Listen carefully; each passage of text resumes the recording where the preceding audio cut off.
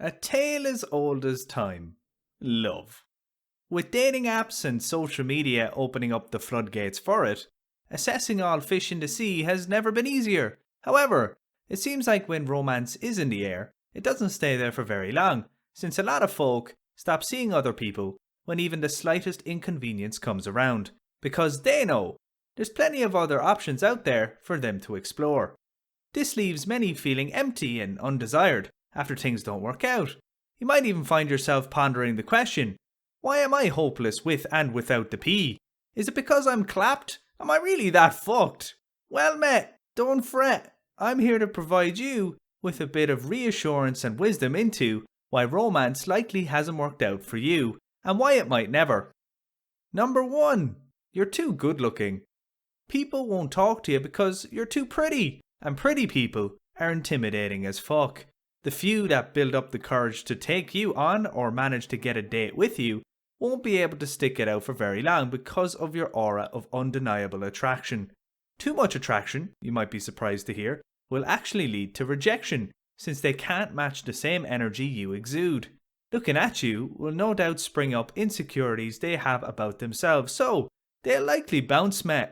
If you find yourself unable to cement a partner in crime, then remember, it's probably because people have already lowered their standards to the point where you're not going to be taken seriously. Why? Because you're too sexy mate, and they haven't a shot of keeping you.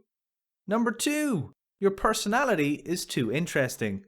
Most people are boring as fuck, so when you encounter a dreamboat like yourself, who not only looks like a model, but also has the personality of someone who was bullied their entire lives and had to make up for it, they're gonna run for the hills mate. A stellar sense of humour, combined with unlimited stories to tell, and enough hobbies to waffle on about, your personality is going to be one which will make any potential suitor feel second rate. So, if you do encounter situations where people say your personality is why they can't be with you, don't worry, it's because it's too fucking class mate, not because you're a psycho. Number 3. Suitors won't like you holding them accountable. In order to be an absolute sexy unit, you gotta have standards. And if you're gonna bring a partner into your life, then they're gonna have to rise to the same set of standards that you have. These standards might relate to how you dress, how you eat, or how you communicate with the common people. Such standards are more than likely going to drive many of the few potential suitors you have away due to the effort involved in maintaining such class.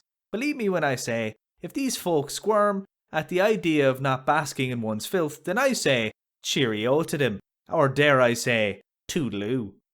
And lastly, number 4, you choose to be single. One reason why you might choose to be single is because you don't want to change your preferences. Let's use an analogy. You are a high quality dragon fruit type of person.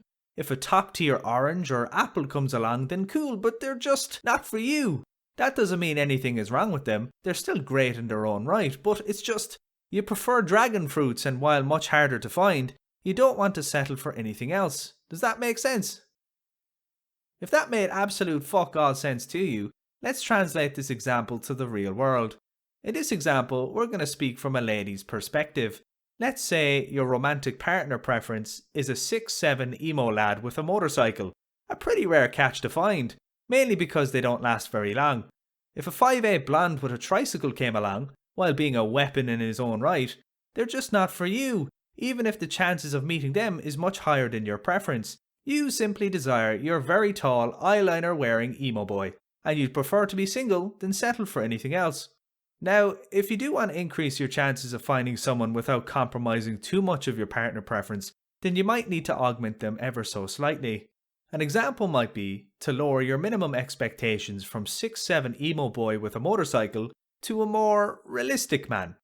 A 6'3" emo boy with rollerblades. The chances of your success should skyrocket now, mate.